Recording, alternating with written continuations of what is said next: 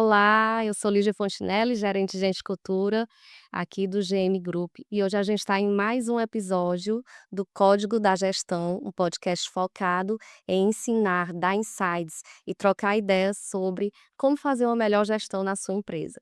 Hoje a gente vai falar sobre um dos maiores desafios para qualquer empresa, para qualquer gestor, que é como vincular pessoas à estratégia e como o recursos humanos ele pode ser essa ferramenta ou esse agente, né, de desdobrar o que foi estratégia, o que foi desenhado no planejamento para a realidade, cultura e resultados.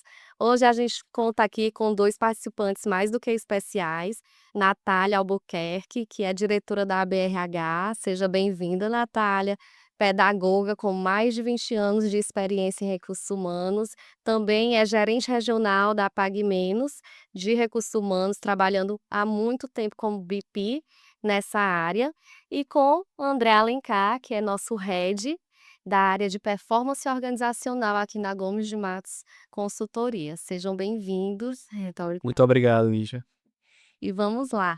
Para começar um pouquinho o nosso papo, Natália, eu queria que você trouxesse um pouquinho da tua experiência dentro dessa trajetória de mais de 20 anos, passando por organizações em diferentes segmentos, mas sempre com uma postura muito de atuação em consultoria interna, né, em business partners, em fazer esse vínculo entre o RH e a estratégia nas empresas.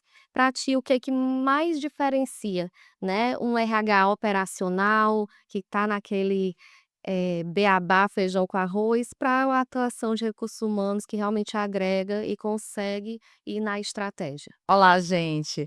Eh, Lígia, é um desafio grande a gente falar desse RH estratégico, desse RH operacional. Eu tenho muitas ressalvas em relação a essas questões da rotulação do que é estratégico, do que é operacional, porque a gente sabe que realmente, muitas vezes, o operacional ele tem um impacto total na estratégia. Sim. Então, é muito tênue você dividir o que é operacional do que é estratégia. De qualquer forma, eu vejo um RH relevante para um negócio, um RH que pensa a longo prazo, que tem uma influência direta sobre os resultados do negócio, ou seja, eu tenho muito receio daqueles RHs que estão presos aos seus indicadores de gestão de pessoas, né, e que não se linkam aos resultados do negócio. Então, assim, não adianta nada os nossos resultados, os nossos indicadores de RH aparentemente estarem todos muito bons, se o resultado do negócio não está muito bom. Então, na verdade, para mim, o principal indicador é o resultado de negócio. Então, como que a gente está gerando valor para o acionista, para o sócio?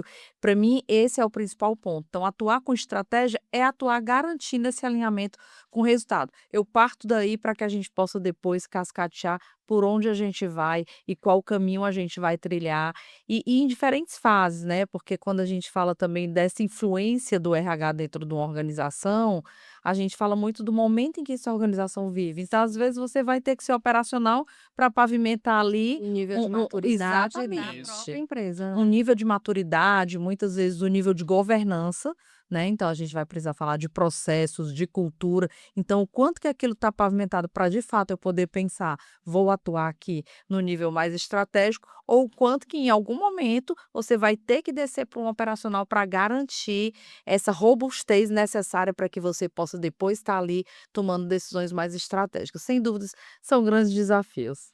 Legal.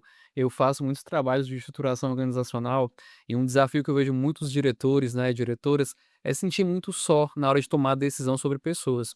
E quando eu vejo que a área de pessoas consegue trazer uma visão de fato de como que as pessoas estão performando, né, quais são gaps, ser um olhar mais estratégico para aquele diretor, para aquela diretora, é algo que é, poxa, é visto como estratégico. Ele consegue me trazer uma visão ali que vai me complementar na minha tomada de decisão, que vai me avaliar. Então, eu vejo que a área de pessoas ela tem migrado também para ser esse parceiro na tomada de decisões, né, que como você destacou, né, a parte de operação é muito importante, mas essa visão de estratégia eu vejo muito como esse papel de auxiliar a decisão sobre pessoas, que tem um olhar, né.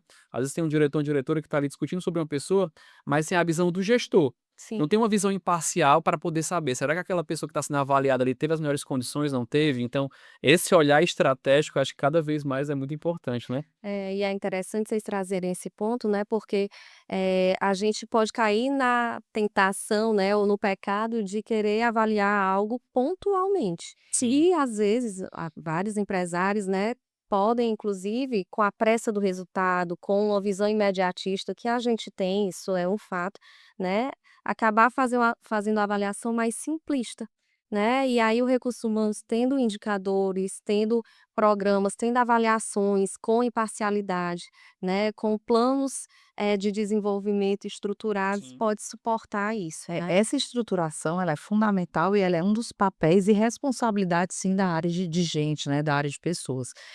Estruturar um processo de avaliação de performance, onde você traga método, você vai, garantir de certa forma essa imparcialidade, essa acuracidade de dados, a tomada de decisão e você se influencia essa tomada de decisão a partir de dados, né. Então, estruturar um processo de avaliação de performance, ele promove dentro do modelo de gestão ali, uma cultura de meritocracia também. Sim. E isso, permeia por muitas frentes, porque isso vai garantir muito mais engajamento, isso vai garantir muito mais transparência, então você tira um pouco do viés do favoritismo. Você falou que muitas vezes os líderes por pressa acabam fazendo avaliações ali mais superficiais. Às vezes nem só por pressa, às vezes por imaturidade, às vezes por Sim. Sim. favoritismo, às vezes pela parcialidade que ele tem, né. Então, assim, quando você promove um processo como esse, principalmente hoje, com as ferramentas de gestão que nós temos inúmeras ferramentas hoje que o mercado disponibiliza,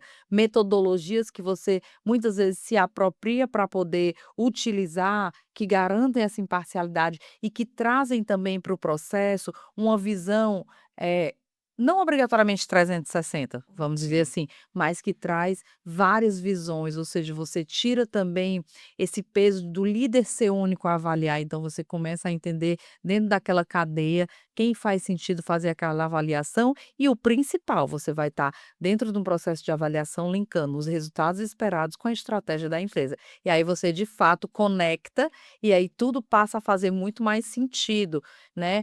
Eu percebi ao longo da minha trajetória em todas as empresas que sempre o desdobramento de meta ele é um cascateamento, então ele vem da Sim. estratégia e aí ele vai se cascateando por diversos cargos, né. E é isso que vai garantir com que aquela estratégia seja alcançada, minimamente. E dentro desse cascateamento, né, é interessante a gente ver qual é o papel do recursos humanos, né.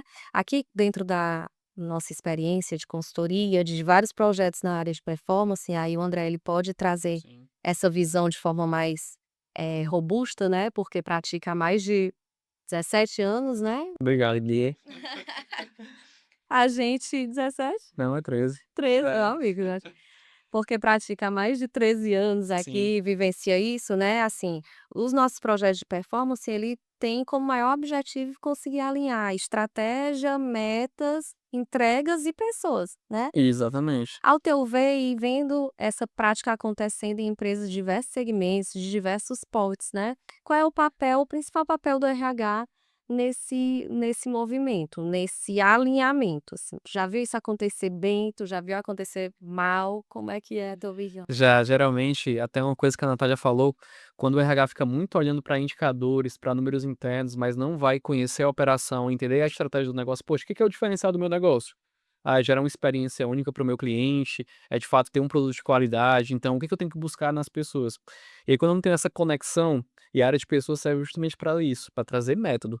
A avaliação ela não pode ser subjetiva, não pode ser porque eu gosto do André, eu gosto da Alice, eu gosto da Natália, mas tem que ter um método de avaliação. E o RH, quando ele começa a trazer esse papel de entender como que o negócio funciona efetivamente, e aí é o quê? Conversar com a equipe, ir para campo mesmo, conversar com as pessoas, entender lá o dia a dia e trazer formas estruturadas de avaliação. Aí o negócio começa a rodar mesmo, porque criou-se um método, tem-se uma visão imparcial para poder ajudar a tomar a decisão, porque toda empresa que a gente vai hoje, né, qual é o mesmo problema que todo mundo está passando? Não se tem talentos, não se tem pessoas. Escassez de mão É. de obra, né, é uma Indústria, dor. né, supermercado, qualquer empresa que a gente passa, todo mundo fala isso, né. Mas esse olhar é muito importante. Eu não posso perder talentos, eu tenho que ter isso muito bem mapeado e também um pensamento de sucessão, né. Como é que eu vou crescer o negócio, atingir objetivos se eu não estiver pensando nos próximos passos que a gente vai precisar fazer? Hoje em dia nós temos aí muito forte nas empresas a sucessão como uma estratégia, inclusive, de perpetuação da empresa, né. Sim. Seja a sucessão de um CEO ou passando por todos os outros cargos de liderança. Então, a sucessão ela também é um indicador de sucesso de qualquer organização. Eu gostei de um ponto que você citou, quando você fala sobre, inclusive, o estabelecimento de metas. E a Lígia perguntou sobre o papel do RH nisso, né, qual é o papel essencial. Numa participação minha, num grande grupo, existiu o processo de implantação de gestão de performance. Ou seja, essa empresa ela tinha sua gestão de performance, mas não estruturada, não convencionada. E nesse processo, a gente, ao desenhar todo o processo e fazer o lançamento, nós entendemos o seguinte: nós precisamos letrar as pessoas, nós precisamos capacitar. Então, como que eu também capacito os membros dessa organização para lidar com o modelo de gestão de performance? Porque muitas vezes você tem um Sim, modelo excelente para ser implantado, mas as pessoas também precisam ser capacitadas. E isso passa por questões tão básicas. Eu lembro que um dos módulos que a gente precisou fazer foi assim, como estabelecer metas, metas smarts, né? Então, assim, você colocava para um líder, ó, estabeleça suas metas. As metas eram tão superficiais, sem prazos definidos, ou metas que não tinham impacto, ou metas que não tinham um certo desafio ali, metas muitas vezes tão irrelevantes para o negócio, que a gente voltou atrás e disse: "Não, espera aí, antes de qualquer coisa, vamos capacitar, esses líderes em como Nivelar estabelecer esse grupo metas", de né. pessoas, né. Então o processo de performance, e aí mais uma vez ele acaba sendo muito situacional, porque vai depender muito do momento em que a empresa vive. Você pode passar por uma necessidade de letramento, como pode ter em outras empresas que já têm aí um repertório mais maduro quando a gente fala de performance, as coisas fluem muito mais, então você já consegue, sim. estar atuando muito mais ali num outro nível, no nível inclusive de metodologias de sucessão. Hoje a gente tem metodologias como o Nine Box, uma das mais famosas, utilizadas, né, uma metodologia aí, para você avaliar performance e resultado e potencial, né.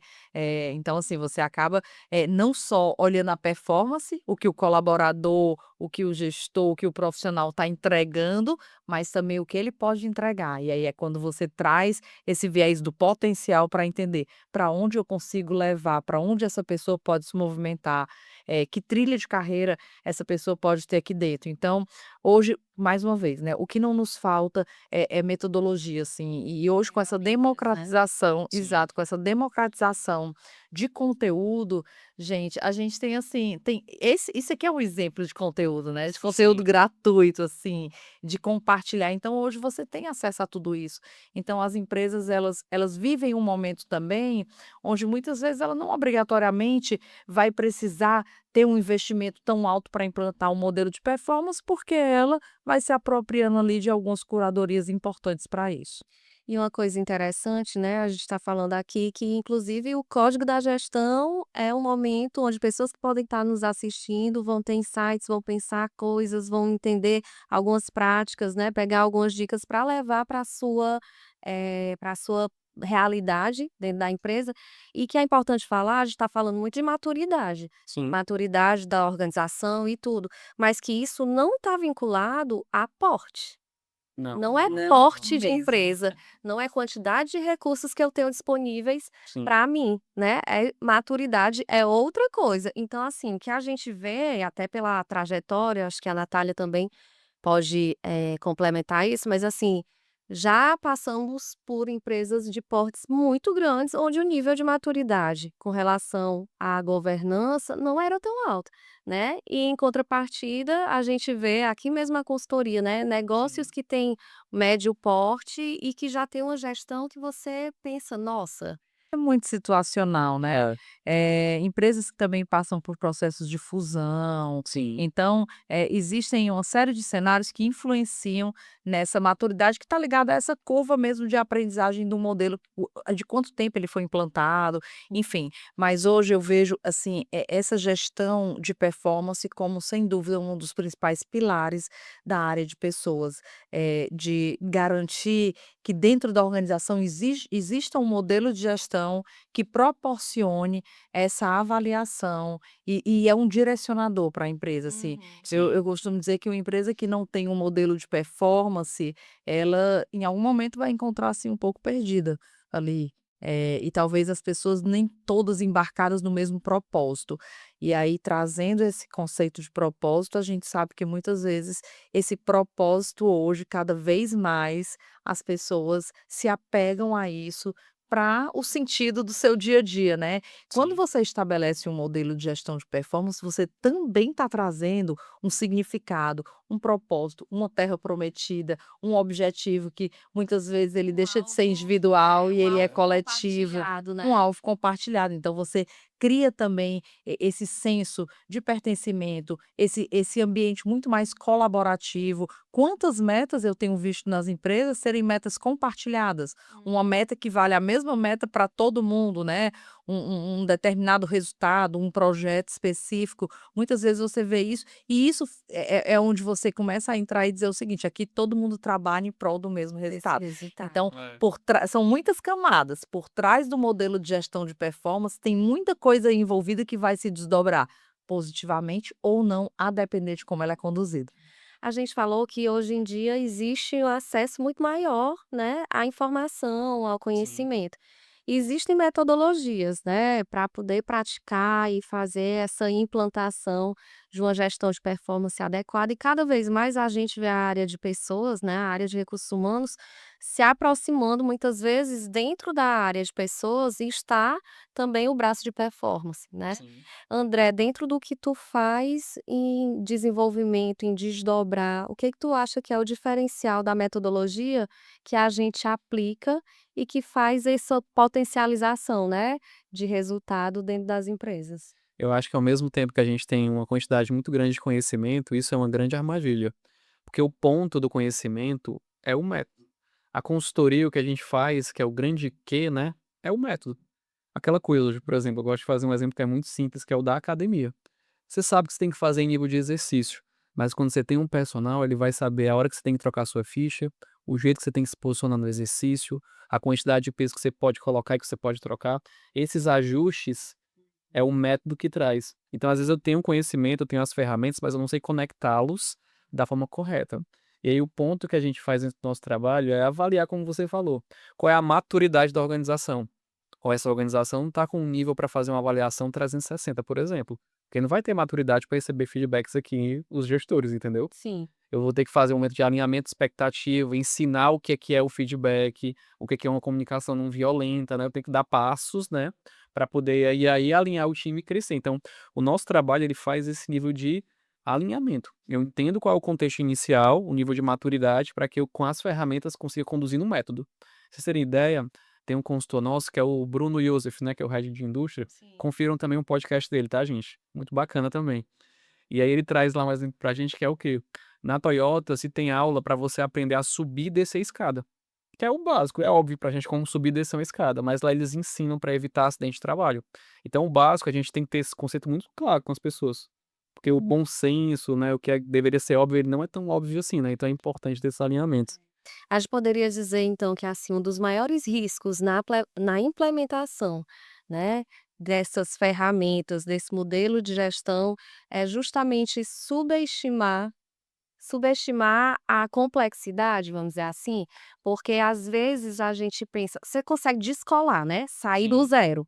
Você tendo a ferramenta, estudando, se capacitando, mas existe um know-how, existe uma vivência, né, que ela um Sim. olhar, que ela é essencial para o sucesso ou não da aderência daquela ferramenta à realidade. Exatamente. E eu vejo que cada vez mais a área de pessoas ela é muito estratégica nisso, porque ela consegue o método da ferramenta a gente consegue aplicar, mas a pessoa que vai estar recebendo isso daqui, esse olhar das pessoas de entender o potencial de cada um, como o Nine Box que ela citou, né, de avaliar tanto a performance atual, mas ver o potencial. E avaliar se as condições são adequadas ou não. Então, são fatores que eu vejo que a área de pessoas, né, ela consegue trazer esse olhar e auxiliar e a gente avaliar o método. Teve um cliente recente que veio questionar dizendo que, o método da goma de massa não funciona. E aí eu perguntei para eles: "Mas vocês testaram o método?" "Não." Então, assim, a gente não pode questionar um método se eu não testei efetivamente. Então eu acho que a área de pessoas serve também para trazer esse olhar das pessoas. Porque muitas vezes quando o negócio não está conseguindo rodar, sempre cai em pessoas. E a área de pessoas, inclusive, em toda essa minha trajetória, muitas vezes, mesmo sendo uma área de pessoas extremamente estruturada, conta com o apoio de uma consultoria especializada. Quando você Sim. traz um especialista para dentro da organização, você acaba ganhando uma eficiência que talvez sozinho você não conseguiria. É. Então, é essa vantagem competitiva de ter uma consultoria, de ter um especialista dentro da organização como um grande parceiro, alavanca muitos resultados, né? E por falar em resultado, outra coisa que eu gostaria de citar aqui, que tem sido muito vinculada a modelo de performance, são incentivos, Sim. curto e a longo prazo, né. Então você tem os ICPs, os ILPs da vida, que dentro das organizações acabam fazendo uma grande diferença e que impulsiona. Cada vez mais as organizações têm investido em programas de participação nos lucros atrelados a resultados. Sim. No passado, nós tínhamos, há muitos anos atrás, aí um PLR, que era o resultado da companhia. Se a companhia batesse ele aquele resultado, dividia aquela Pronto, fatia né. com todo mundo e pronto. Hoje é muito difícil você encontrar nesse formato. Hoje em Sim. dia você já tem um formato que ele está atrelado a metas, onde você inclusive mescla metas globais e individuais, digamos assim, meta da empresa e metas individuais, e num percentual Sim. que, à medida que você vai ampliando o seu nível hierárquico dentro da empresa, a sua proporcionalidade aumenta junto ao resultado da empresa. E as Sim. suas metas individuais estão ali também representando um percentual menor. Ou seja, isso traz para a gente o quanto que as empresas também precisam acreditar que modelos de remuneração, digamos assim, mais agressivos será e já é um grande diferencial competitivo, Sem dúvida. de atração e de retenção, permanência, né. Hoje em dia nós estamos usando o termo Permanência. permanência, porque a retenção ele é muito reativo, né, então acaba sendo um fator muito grande de atração e permanência de talentos nas organizações. Então falar de performance também é falar de reconhecimentos financeiros que estão completamente envolvidos e inseridos aí nas grandes Com empresas. certeza. A gente vem é um assunto amplo, né, e que tem Sim. muita interseção, né, é um código da gestão mesmo, porque não tem como você fazer ou pensar a gestão de uma empresa, seja de grande porte, seja de pequeno, médio porte, sem estar discutindo essas coisas, né, que hoje a gente guarda dentro desse guarda-chuva de performance. Então, assim, a parte de o modelo de gestão, quais são os indicadores que eu devo priorizar, como é que eu vou fazer, né, toda a estrutura organizacional daquele negócio, para que isso não saia caro demais, mas para que isso também dê condições para atingir os objetivos que eu tracei na minha estratégia, né. Isso é Sim. uma leitura e uma visão que o consultor, o gestor de RH, ele precisa estar afiado, entendendo e lembrando todos os dias, né, recorrendo, porque muitas vezes a gente desenha e no papel cabe tudo, mas na hora da Sim. prática a gente tende a ir para o que é urgente e deixa o que é importante, né, de lado. Dentro dessa tendência, né, André, dentro de ter esse urgente e o importante, como é que tu vê o auxílio? A Natália trouxe, a consultoria ter uma consultoria dentro, ela potencializa, porque muitas vezes você é engolido pela rotina, né. É. Tu percebe isso acontecendo nos clientes, essa diferença quando a consultoria chega? Percebo muito e muitas vezes, tem aquela frase, né, santo de casa não obra milagre, né, então às vezes os gestores já têm uma visão sobre o que precisa ser feito, mas não conseguem ter a força para colocar aquilo na mesa para ser discutido, né. Então assim, eu vejo que quando a consultoria ela entra com uma força para poder dar essa velocidade. Às vezes alguns problemas já são claros, a gente tem um turnover muito alto, tem um absenteísmo elevado, mas não se tem um comparativo com o mercado. Então quando a consultoria vem, ela traz um benchmarking. Ó, para o mercado a gente está muito acima, então começa a gerar o senso de urgência. O cliente: "Ah, cara, eu realmente não posso seguir aqui nesse mesmo formato como eu tô".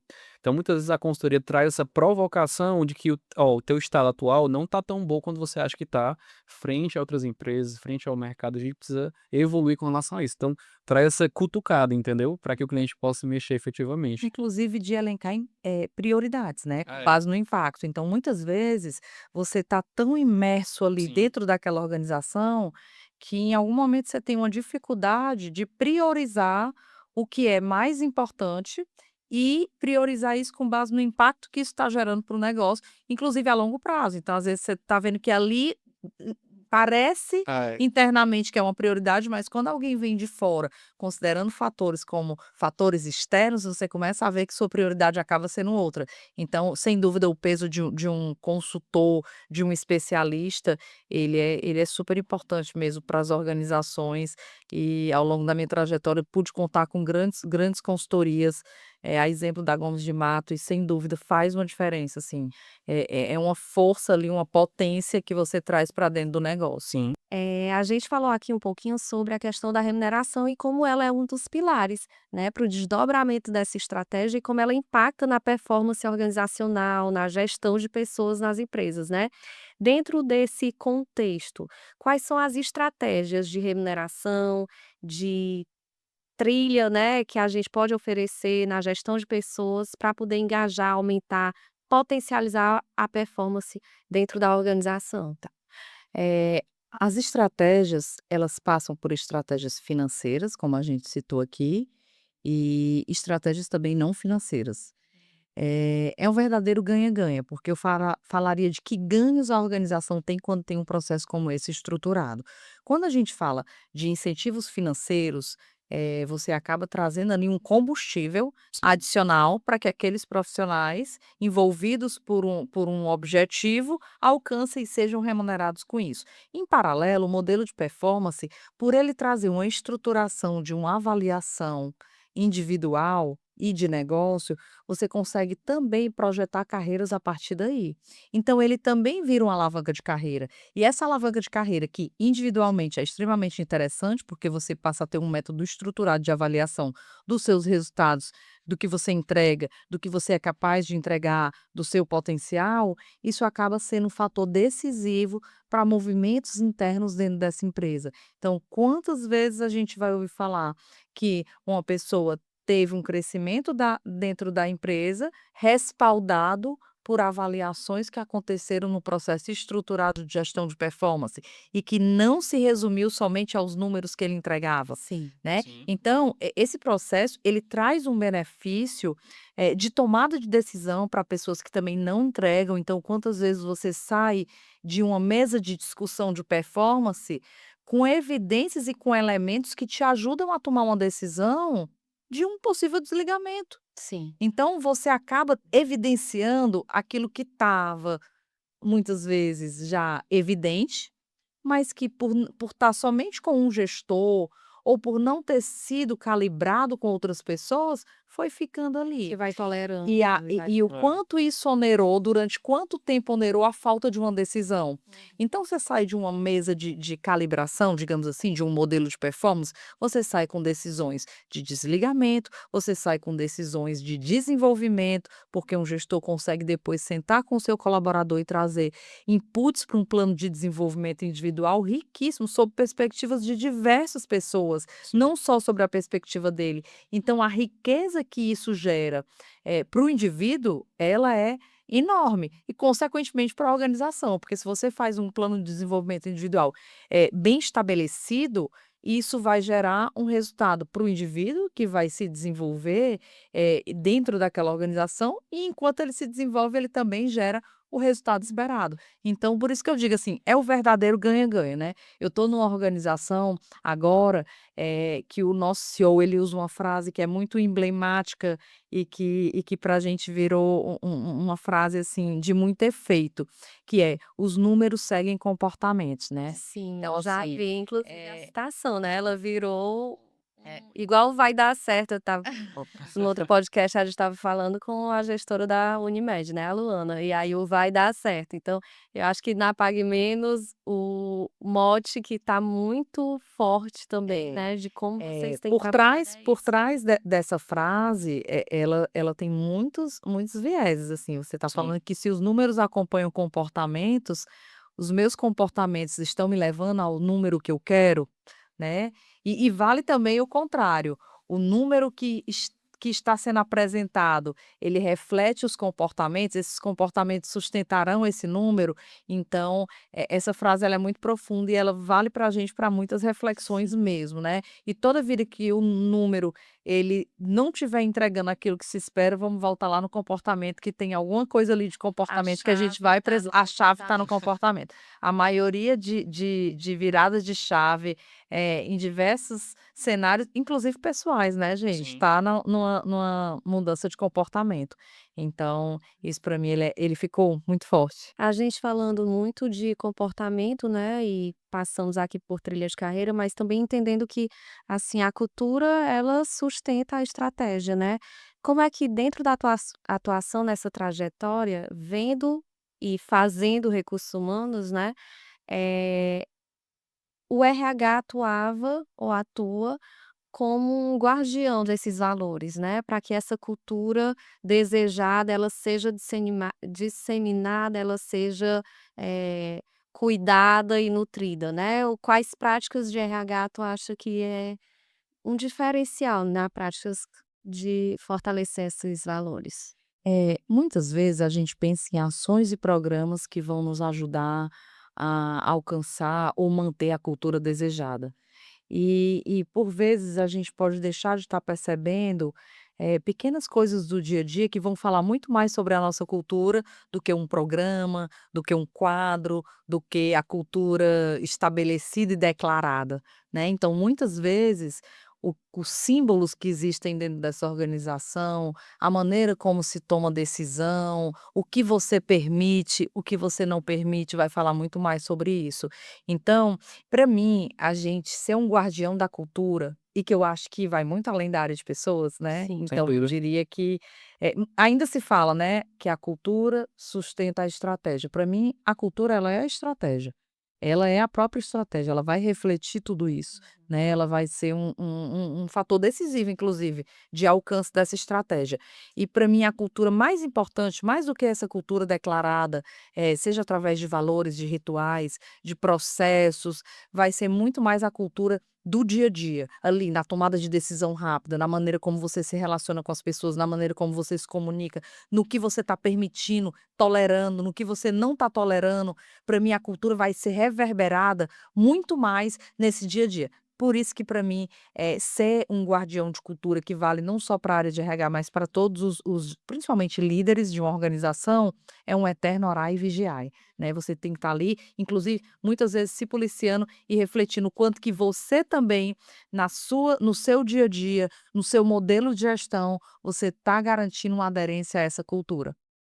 Dentro do que a gente conversa e vivencia, né, vocês já passaram por alguma, decisão difícil, mas que a tendência era até assim: "Vamos tolerar, não vamos tolerar", mas que a questão de exigir o valor, praticar o valor, ele foi diretriz, né, para a tomada de decisão. Vocês já viram, presenciaram? Inúmeras, Muitas inúmeras. vezes. Todos os dias nós tomamos inúmeras decisões. Até mesmo quando a gente nem percebe que está tomando uma decisão, a A gente gente está tá, né. tomando uma decisão. Se a gente não faz nada, a gente também está tomando uma decisão, né. Então, no meu dia a dia, eu lido com isso o tempo inteiro, né. Sempre acabou que nessa trajetória de RH, que hoje a gente chama de BP, Business Partner, mas que na verdade sempre existiu o generalista, né. Sim. Sim. Sempre existiu, era meio que um faz tudo há 20 anos atrás, aí foi evoluindo as nomenclaturas, consultor interno, hoje nós somos VP, mas eu já me deparei com situações onde o gestor genuinamente acredita que está tomando uma decisão certa quando ele, tem uma vaga dentro do time dele, uma situação do dia a dia, para que situação mais simples que essa, mas o quanto que isso aqui reflete. Ele tem uma vaga lá e ele sabe que a Lígia é a pessoa do time dele, a Lígia tem todas as características daquela vaga. E aí ele vai e convida a Lígia para ocupar aquela posição sem abrir um processo interno, sem permitir que outras pessoas manifestem interesse, sem se permitir conhecer as potencialidades de outras pessoas. E aí ele abre aí todo um precedente para uma percepção de favoritismo, né, para uma percepção onde as pessoas vão Sim. sentir que a carreira lá dentro delas, pode não ser promissora, porque os processos não são abertos de forma transparente. Então, por que não abrir o processo. Se for para ser a Lígia, vai ser a Lígia, se ela atender tudo que aquela vaga, mas abre o processo. Então, quantas vezes você tem que meio que intervir ali com aquele gestor, e eu sempre vou por uma linha muito menos de é o que a nossa política está dizendo, sou uma guardiã da política e por isso você vai abrir, porque nós devemos abrir, mas muito mais de mostrar o impacto. Então, no nosso papel de RH, muitas vezes a gente tem meio que ser coach ali no dia a dia, né? Sim. De fazer ele refletir, ele chega na conclusão. Eu digo, vamos lá, se você chama a Lígia para essa vaga, né? No exemplo que eu dei, você chama a Lígia para essa vaga e não permite que outras pessoas sequer manifestem interesse. Imagina o impacto disso dentro do seu próprio time. E aí ele reflete, verdade, né, Natália? Vamos abrir o processo. Então, muitas vezes, esse papel no dia a dia, ele acaba definindo aí uma cultura de meritocracia, uma cultura de uma comunicação transparente, de imparcialidade, de menos favoritismo.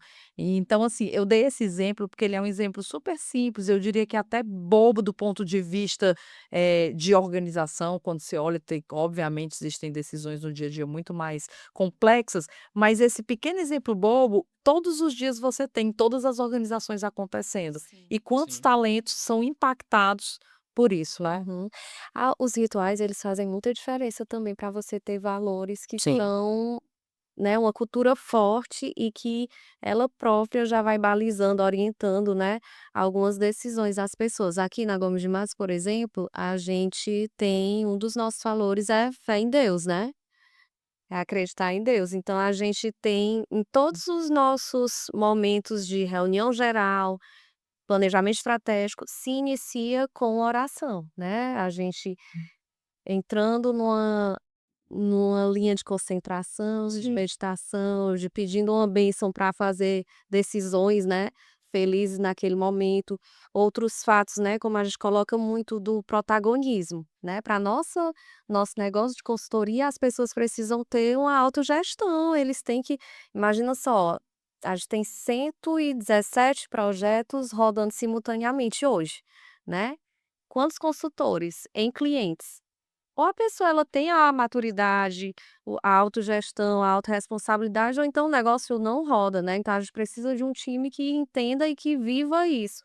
Então todas as questões, inclusive de carreira aqui, eles conversam com essa estratégia. É uma necessidade do negócio, a gente só consegue ter Sim. resultado se eu tiver pessoas com esse nível de autonomia, de autogestão, protagonista da sua carreira, aí aqui o que que a gente tem? Todo consultor que entra, seja no nível de consultor analista ou consultor líder, ele já sabe qual é a trilha de carreira dele e os critérios que ele tem que bater para sair de um grade para o outro, né. Então já na integração, no processo seletivo inclusive, a gente já apresenta assim: "Ó, você entra nesse nível, para ir para o próximo você precisa", aí tem desde leituras de livro, fichamento, produzir artigos, até realmente conseguir NPS, não ter projeto cancelado por tanto tempo, Sim. né, alguns indicadores que a gente acompanha, mas o ritmo do crescimento, né, a alavancagem desse resultado da carreira dele, né, e como isso contribui e facilita a gente gerenciar essa quantidade de projetos ao mesmo tempo, né. Diferente disso, eu acredito que seria Possível, impossível né. esse negócio rodar.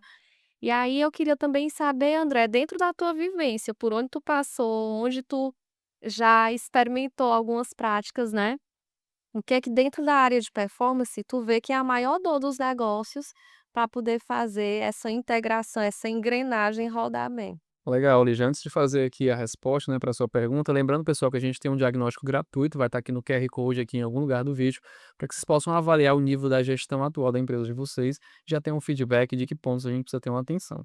Voltando para a tua pergunta, Lígia, eu acho que um ponto que é fundamental até na sua pergunta anterior para a Natália, né, sobre a cultura, é o que eu tenho que ter embaixadores da cultura. Eu tenho que ter pessoas que vão vivenciar. Dos nossos projetos, a gente monta o que a gente chama de equipe de gestão, que são pessoas que vão conduzir o projeto com a gente. E aí a gente consegue ter pessoas que vão vivenciar o nosso trabalho fora da consultoria. A consultoria vai estar lá 2 dias por semana, mas no dia a dia vai estar a equipe com seus liderados, né. Então, se não tiver pessoas que vão estar vivenciando, fazendo com que a cultura de fato aconteça, o negócio não roda. Então, quando a gente cria o nosso projeto, a gente cria as reuniões setoriais, que é lá onde a coisa acontece mesmo. Porque o líder às vezes um nível mais baixo, um supervisor ali, um encarregado com a sua equipe, falando sobre cultura, falando sobre proposta da organização, e aí disseminando aquele conhecimento e também pegando feedbacks de quem tá na ponta. A gente tem uma estratégia muito bacana aqui, mas o pessoal que tá lá na ponta, eles não estão entendendo o que que a gente tá querendo aqui. Precisamos ter mais clareza, né. Então, assim, essa forma de comunicar de cima para baixo, de baixo para cima que é importante. Então, quando a gente tá no nosso trabalho, a gente tem que colocar isso. Eu tenho que ter feedback de quem tá lá na ponta, trazer isso pra alta liderança e levar para quem tá lá embaixo, para que eu consiga efetivamente garantir. E aí tem o trabalho do guardião da cultura, que é de todo mundo. Não é só do gestor, da gestora, do diretor, da diretora, né. Sim. Cliente nosso que ele tem um programa de as pessoas podem ascender a virar sócios lá, né. E aí eu perguntei pra ele aqui em outro podcast, né: "Gustavo, cara, como é que você faz pra avaliar alguém que tem um potencial pra ser sócio?" Ele falou: "André, são comportamentos. É o cara que passa no salão e vê que o ar-condicionado tá muito frio e aumenta a temperatura, vê que o som tá muito alto e vai baixar, vê que tem uma sujeira no chão e vai lá e recolhe. Então são posturas que a pessoa começa a demonstrar que ele vê: "Cara, esse cara tem um olhar, né, de dono". E aí a parte técnica ele vai capacitar, vai dar os meios, né, mas ele começa a avaliar essas potencialidades para poder desenvolver as pessoas, né. Bacana. Dentro do que a gente trabalha muito de recursos humanos na área de performance não é diferente, né, é a coerência entre o discurso, entre o que a organização faz, Walk the move, talk. walk É, the talk, né. Então assim, o como isso é crucial, né, sem dúvida. para a gente fazer acontecer e para a gente conseguir, vender de forma adequada, né, aquele objetivo, Sim. aquele resultado a ser conquistado para as pessoas, né. Dentro das práticas do que tu vivencia, Natália, hoje, o que é que tu percebe que é assim, essa é o nosso maior símbolo de coerência entre o que a empresa fala e o que acontece na prática? É, hoje eu vivencio um cenário onde a empresa ela tem um grande direcionador estratégico que é o atendimento ao cliente. Então, tudo que nós fazemos está voltado para garantir que nós temos um cliente que tenha um atendimento, que a gente chama de atendimento coração. Que na verdade passa por uma série de metodologias Sim. também e de elementos que vão garantir que aquele atendimento seja um atendimento de excelência. E ao mesmo tempo um atendimento humano, afetuoso, né. E aí esse é um exemplo, e eu não vou entrar no mérito do negócio em que eu estou inserida, mas do como que na hora que você desenha um processo, na hora que você desenha uma política, isso se conversa, então o tempo todo você tem que estar entendendo o quanto que na hora que você desenha um processo, uma política ou lança uma ação, isso conversa com a sua estratégia principal. Então, para mim hoje, esse é um exemplo do que eu vivencio, do quanto que isso se sustenta, porque quando a gente encontra incoerência, a gente para. Não, vamos parar aqui, porque isso aqui não conversa Sim. com essa nossa estratégia. Então, fazer isso no dia a dia vai diminuindo as chances das empresas caírem nessa armadilha que é muitas vezes ter uma prática que não condiz com o seu discurso. Hoje, o que eu percebo é que empresas que não têm, essa sustentação de fazer o que fala, elas estão cada vez mais caindo por terra em relação a propagandas enganosas disso, seja da sua cultura, seja do seu modelo, porque, gente, a internet está aí, nós temos as pessoas hoje em dia com esse poder de fala, com esse alcance Sim. através de diversas redes sociais, inclusive de uma das principais, como o LinkedIn, por exemplo, uma rede social, digamos, mais corporativa, onde as pessoas que às vezes, nem muito pelo número de seguidores que ela tem, mas pela história que ela conta, ela acaba ganhando uma visibilidade muito grande. Quando você vê o turnover de uma empresa e ele é alto, às vezes a empresa está ali se perguntando, né: "Por que que meu turnover é alto se eu tenho os melhores benefícios? Por que que meu turnover é alto se eu estou tendo uma participação nos lucros tão agressiva? Por que que meu turnover é alto se eu tenho um escritório tão bonito, tão bem reformado, promovo uma alimentação tão bacana?" E aí você vai olhar, muitas vezes tá na falta de alinhamento entre o discurso e a prática. E aí as pessoas não se adequam mais. Hoje vocês têm gerações Sim. que vem nos ensinando cada vez mais, Sim. né. Esse conflito de gerações, que eu diria que é um conflito extremamente positivo nas organizações, porque cada geração traz aí uma série de benefícios de ponto de vista, perspectivas e verdades para dentro das empresas, E é uma e diversidade, né? a É, diversidade. Nos força a nos questionar também, sim. né, a nos questionar e a inovar, porque o que o Exatamente. recurso humano está precisando se repensar para Demais. poder, passar por essa escassez de mão de obra, mas ao mesmo tempo, né, ser atrativo para pessoas que têm outros valores, que têm outras prioridades de vida, isso nos força E inclusive a ser e melhor, né. revisitar modelos que até ontem eram modelos adequados, mas que deixaram de ser. Sim. Então, gente, quantas vezes, você trabalhar demais, né, era inclusive símbolo de status. Eu lembro que olha só, isso aqui é passado, tá? Hã. Assim, vamos registrar que isso aqui é um passado bem remoto. Eu lembro quando eu recebi meu primeiro notebook no trabalho, porque eu sou da época que quando eu comecei a trabalhar, quando comecei a estagiar, né, há 20 anos atrás, 2006, no meu primeiro estágio, era sempre o computador.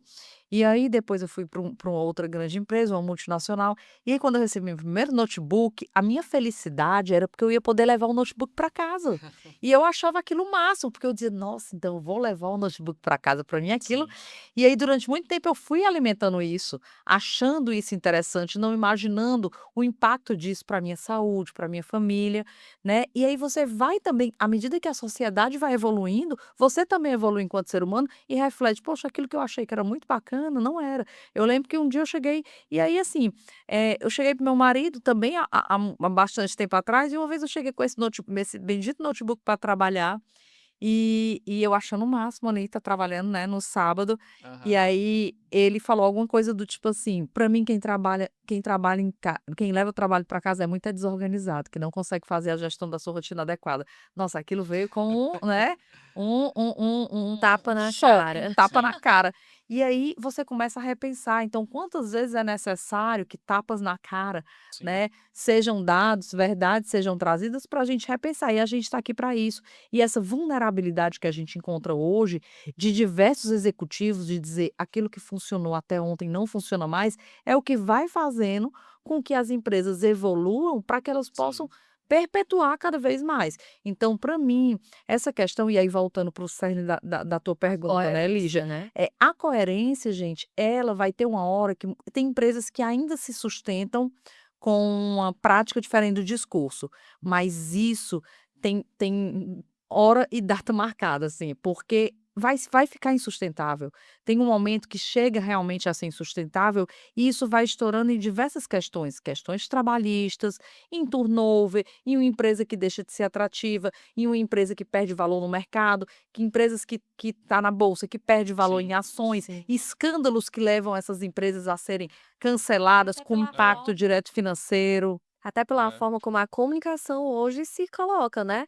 Eu não tenho mais os canais controlados, hoje tá tudo acessível, então eu vou no Glassdoor, eu vou no Instagram, eu tenho um LinkedIn, No eu tenho TikTok aí, né. até um E vai lá. TikTok, né, então assim, isso tá pulverizado e tá sendo visto. A coerência é algo fundamental para E aí cai muito no quanto que os líderes da organização, que eu diria que esse vínculo de confiança, de diálogos saudáveis, de diálogos importantes, eles são fundamentais dentro desse modelo de performance, para que as pessoas se sintam à vontade para colocar sua opinião, para discordar, porque assim a empresa sai, desafia o status quo e cresce um pouquinho. Sim. É isso, quando eu recebo algum relato de canal de conduta nas empresas que eu trabalhei, e que era algo que ele podia ter tratado com o gestor, ou que ele podia ter tratado comigo, que era do RH, mas que ele optou em ir num canal confidencial, recorreu ao anonimato, porque ele não conseguiu estabelecer uma conexão de confiança com o gestor imediato, Sim. ou com o gestor do gestor, ou comigo, o RH.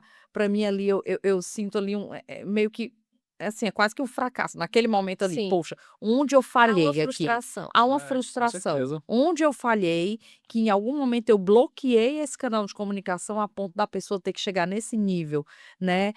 Então muitas vezes, embora claro, mais uma vez, canais de compliance são fundamentais, extremamente importantes e relevantes nas empresas, Sim. mas ainda assim a comunicação e o diálogo quando ele existe essa abertura, muitas vezes ele evita que chegue naquele ponto, porque ele conseguiu conversar com o gestor do gestor, com o Sim, próprio gestor, Ele com o não deveria RH. ser o primeiro, sim, né, o Exatamente. com Ele certeza. não deveria ser o primeiro. Lígia, a gente trabalha muito no nossos trabalhos de performance, né, de estruturação organizacional, a definição de identidade organizacional, que é quem eu sou, aonde eu quero chegar, quais são os meus valores. E eu acho que isso é fundamental porque eu tenho que ter muita clareza sobre que momento a minha empresa está vivendo agora. Eu estava vendo um vídeo recente que é a Marcela Zaiden, né, trabalha fala sobre cultura e tal, e ela simula um podcast, um podcast não, uma entrevista com uma pessoa que está querendo entrar na empresa dela. E aí a pessoa começa a dialogar com ela e pergunta assim: "Ah, tem a abertura para home office?" Ela: "Não, aqui não tem." A pessoa: "Mas não tem flexibilidade?" Ela: "Não, aqui o trabalho é presencial mesmo."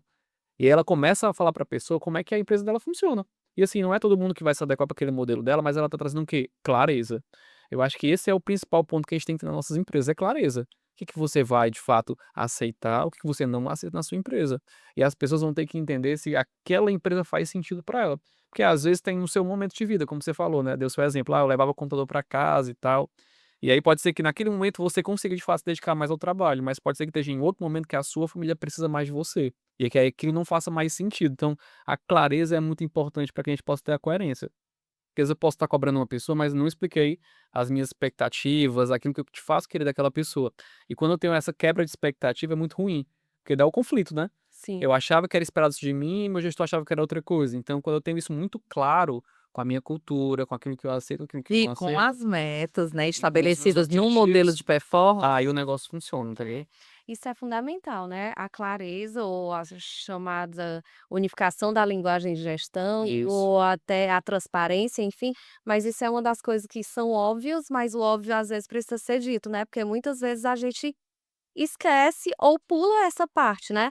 Eu me lembro, assim, dentro de algumas discussões, a gente ia plantar um modelo de gestão numa indústria, né, e aí um dos maiores investimentos e tempo demandado do projeto era a unificação da linguagem de gestão, onde do porteiro ao presidente a gente precisava ter a mesma linguagem, Fator os crítico de mesmos sucesso, né, termos, fator gente? crítico de Comunicação é sucesso. fator É. crítico de Comunicação sucesso. e como aí você colocar justamente qual é a identidade organizacional, quais são as metas e os alvos que se tem para aquela empresa, né, Sim. o que são os indicadores, como é que serão vistos esses indicadores, né, em quais rituais, quais são os indicadores que são fundamentais.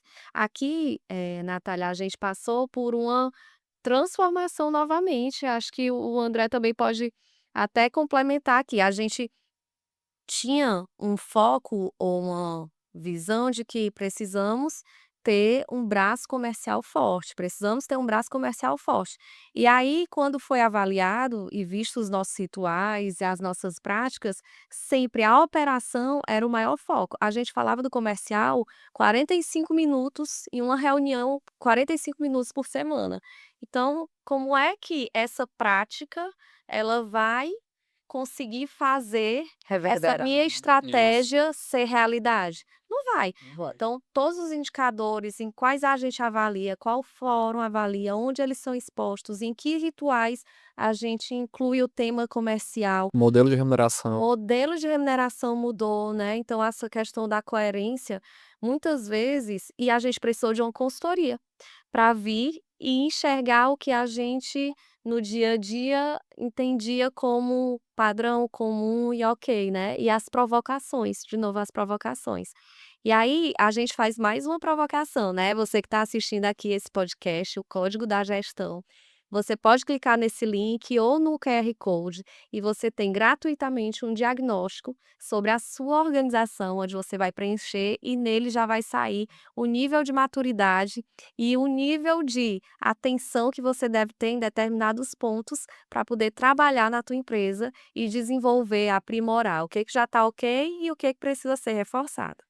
E Lígia, pegando um gancho aí nesse mapeamento, nesse diagnóstico é elemento fundamental para você determinar qual o caminho, Sim. porque você tem um ponto de chegada, né, que é o seu objetivo. Se você não sabe exatamente aonde você está, fica difícil você definir esse caminho.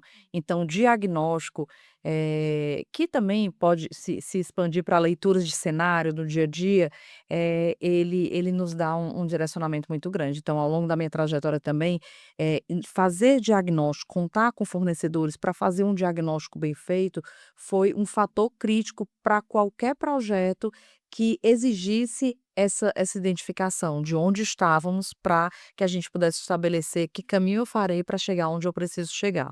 E Natália e André também, né, depois de tanta conversa, de tanto assunto aqui falando sobre esses potenciais para uma gestão organizada e bem-sucedida, né, tanto de pessoas quanto de indicadores e entregas, resumindo, em uma frase potente ou em 2 palavras, o que é que vocês entendem que é o essencial para se garantir uma performance organizacional diferenciada e através das pessoas?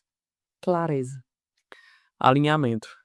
Clareza e alinhamento. Alinhamento, clareza, de mãos dadas, né, e É tra claro, né. Performance e recursos humanos de mão dadas. de mãos dadas. É isso aí. É isso aí. Gente, ótimo, muito obrigada por esse bate-papo, Natália, André, por aceitar esse convite também. Sempre juntos, amigo. E agradeço. E que espero que tenha sido, né, algo rico também para vocês, foi para mim, espero que para você que está aí nos assistindo tenha contribuído, agregado valor, tenha provocado algumas reflexões. A gente no Código da Gestão tem esse objetivo, né, de entender o que pode fazer a diferença na gestão da sua empresa, na gestão da sua área que você lidera, que você conduz.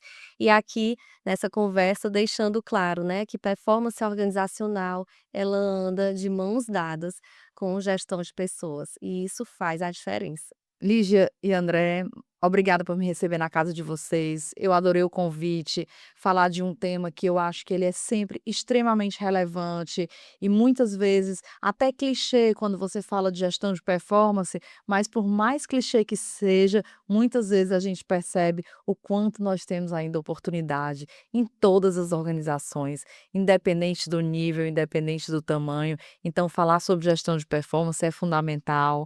Você, executivo que está nos assistindo, empreendedor, empresário, considere esse tema como um grande tema para ser foco dentro da sua empresa, porque ele realmente faz a diferença e não à toa as empresas que têm o melhor modelo de gestão de performance estruturado acabam conseguindo resultados também extraordinários. Muito obrigada por hoje, adorei. A gente que Ótimo. agradece. Lígia, eu queria fazer só uma provocação final para quem está nos acompanhando. Quando foi a última vez que você revisitou o seu organograma, a sua estrutura e repensou?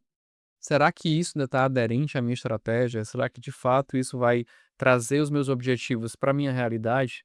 Então, muitas vezes a gente elabora ferramentas, né? A consultoria traz muitas ferramentas, né? Muito método, mas ficam todos engavetados. Então, quando foi a última vez que você olhou aquilo e pensou de fato, será que eu tenho uma estrutura necessária, conectada com as pessoas certas, os lugares certos para alcançar os meus objetivos? Então, convido a você a responder novamente o nosso formulário, né, que vai ter esse diagnóstico gratuito para sua empresa, para que você possa repensar e avaliar se a sua empresa está com a melhor equipe, com a melhor estrutura para alcançar os seus objetivos. É isso aí. Muito obrigada e foi um prazer. Obrigada. Obrigado.